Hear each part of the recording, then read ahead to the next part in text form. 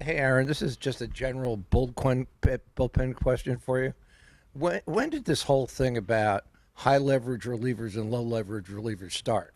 I mean, I remember the day when everybody in the bullpen could just about do everything. Now, I know that closers have a different temperament. A little bit, you have to be able to want to go in the ninth inning. But why isn't everybody able to do everything in the bullpen these days?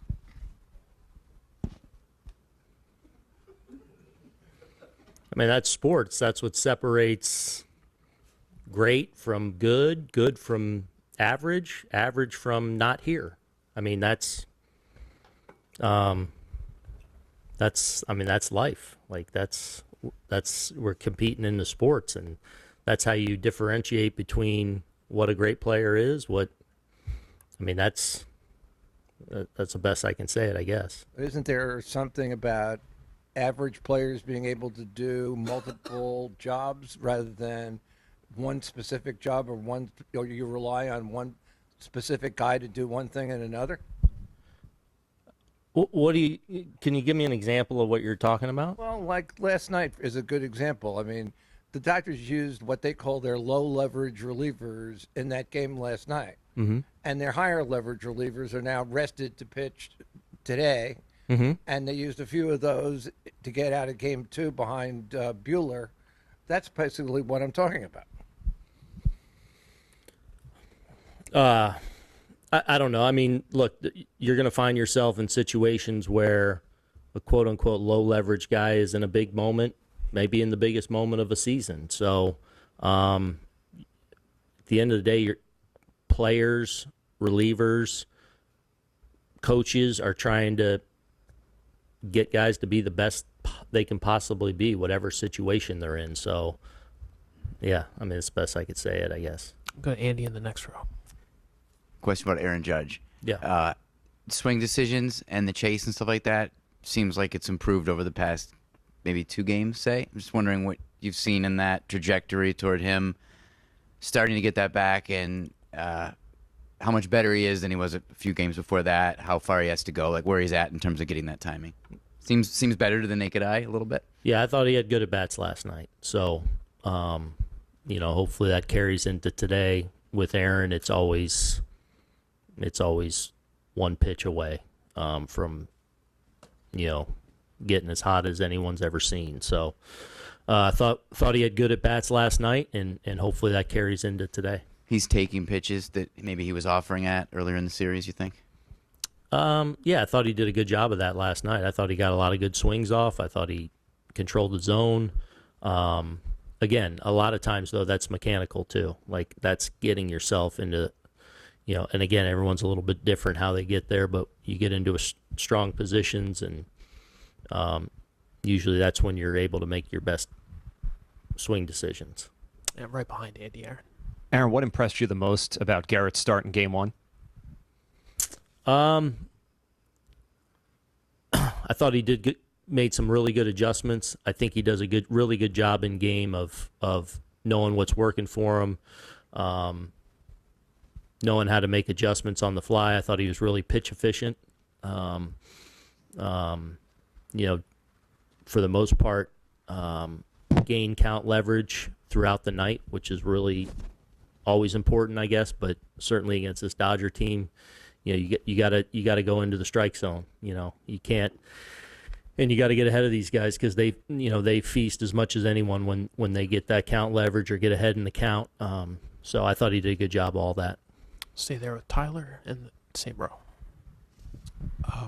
Aaron, not to divulge all of your pitching plans, obviously, but if you wanted to let Gerrit go a little bit longer tonight and just maybe probably last start of the year, is that an option, or is it more like, hey, 6 good innings or whatever and then the bullpen? No, it's always the game will tell you. And so he's always capable of going deep into the game, and we'll see how he's doing tonight and how it's going, and hopefully he does get us deep into the game. Right behind Tyler, Tim. When you think about what the Yankees already have done this year, what you want to continue to do in the coming seasons, how significant is Carlos Rodon's overall body of work and his bounce back and his really stabilizing after a rough debut year. Huge. Super proud of him. Like, last season was rough. I mean, no bones about it. Like, it got off to a rough start, was kind of a minor injury out of camp, and then as he's coming back, another little setback, another kind of minor injury, but it caused him to miss at least 2-3 months of the season. So now all of a sudden you're this big signing, you're trying to find your way in a new team, new town, and it's just very middling in the results game the second half of the season. To his credit, to say he got after it this winter in every regard, like, I need to get better at pitching, I need to be connected with strength and conditioning trainers, our pitching group, and make sure I am in the best possible position coming to spring training. He did that. I feel like he developed a really good routine in spring training. So, the biggest thing I wanted him going into this year was, like, because everything was going to be all eyes on, right? His first spring training start. Oh, what's this look like? His first start in the regular season. And my focus, what I wanted his biggest focus to be was do everything to get yourself ready to go to the post every day. I want you to take the ball 30 times this year. Boom, he's done that. But he's done that because he's had his blinders on. He's developed a great routine, a great work ethic, has really got to know and trust who he works with and where he can find things here. And he's just, so he's had, obviously had a really good year. He win 16 games or whatever. Super consistent for us. Had some bumps in the road along the way, but those bumps didn't derail him because it was about the process. It was about the 5-6 days. I'm just chopping wood every week here to get ready for my next start. Make adjustments I got to do, get my work in, but that's all Carlos. And it's not easy, to play here sometimes, especially when you come in as a big signing and you struggle and you fail a little bit and you fall on your face. Like, he picked himself up, and that's credit to him, and it's because of the work he put in to get himself in this position. Same row a bit further to your right, Barry. Aaron, apologize if you've been asked this earlier in the postseason, but Apologize. yeah, Soto, watching a season's worth of Soto's at bats, like, what did you grow to appreciate, and then maybe apply that to meeting the moment in the postseason? Yeah, the combination of, like, the battle that ensues and, like, but like a theatrical element to it too. Like, you don't want to miss his ABs. Like, I can't tell you how many at bats there were this year, like 0-2, like, you're just like, all right, this is 4 or 5 more pitches and gonna end with something good. Like, he's just so good at his craft. And then his flair for the dramatic and meeting the moment, I'll go back to spring training too. First game, like, all eyes on Juan Soto, right? What's this going to look like? And it's just a spring training game, but it was a big deal. Boom, homer right away. And it's like, oh, okay. Go to Houston, opening day, boom, big hit after big hit, big throw out at the plate. Like, he's had so many, like, here's the big spot moments throughout the year, obviously in Cleveland, in the clincher. He's definitely has that flair for the dramatic. He has a lot of confidence in those situations because obviously he's really good, but his work and his process and his discipline is, outstanding. Go across the aisle to Zach on your left. What have you just thought of overall the year Verdugo has had, and especially kind of what he's done for you in the playoffs? Yeah. So I overall, the defense has been outstanding. Like, I mean, we thought it was going to be good. I think it was better than we expected, even, especially in our left field, how important that is.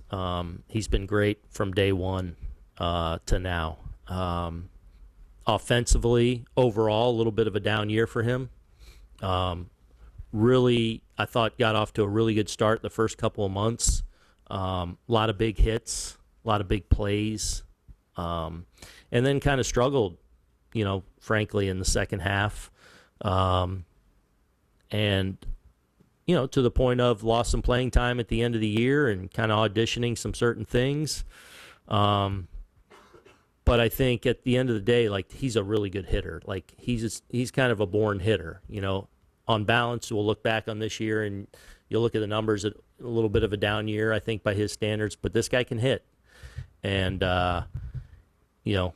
it's baseball sometimes. Like, sometimes great, good, mediocre, you're going to struggle, and every year's a little bit different. He had a stretch where he struggled a little bit, but he can hit, and I feel like he's had a lot of big at-bats for us here in the postseason, and continued the outstanding defense. 7 rows back on your right, Bob. Aaron, last night when you scored the 5 runs in the 8th inning, how advantageous was that to be able to take Luke Weaver out of that game to give some more bullets tonight? Yeah, very.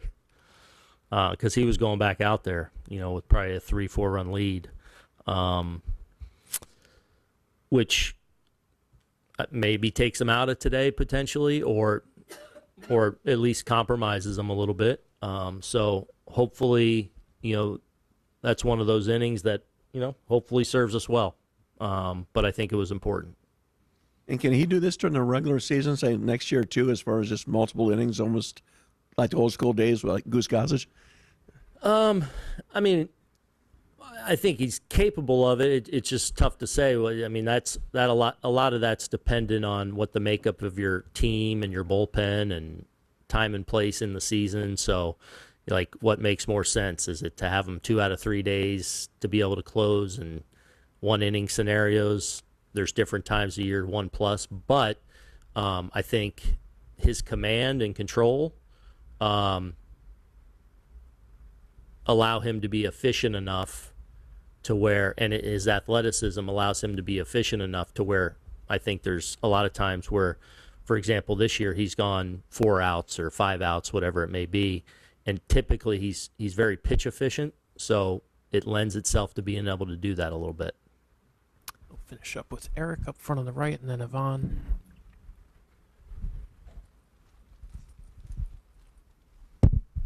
Thanks. Aaron, you spoke a little bit to the energy of the crowd last night. Upon further reflection, how impactful was that, particularly after Volpe, and how much carryover do you think going into today and having sort of a different energy than maybe Monday? Yeah. I think the way I said it is, like, I felt like they were waiting for like 48 hours to erupt, and obviously we didn't get much going in Game 3, and kind of fell behind and didn't push anything across until Doogie's homer in the 9th. So I felt like the homer definitely was just explosion of emotion that was bottled up for the last 48 hours, ready to go. And I think it definitely, it was awesome.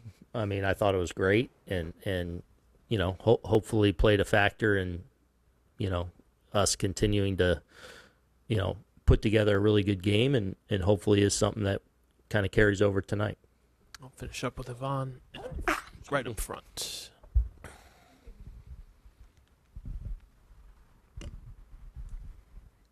Aaron, I'd like to know your opinion about that incident that happened last night between Mookie Betts and the Yankees fans, if you have one. Yeah, not good. There's no place for that. I mean, simple as that. Like, come here, cheer, root for your team, whatever. No place for that. Should never have hands on anyone, and just not okay. Aaron, thanks for your time. Appreciate it. Dave Roberts.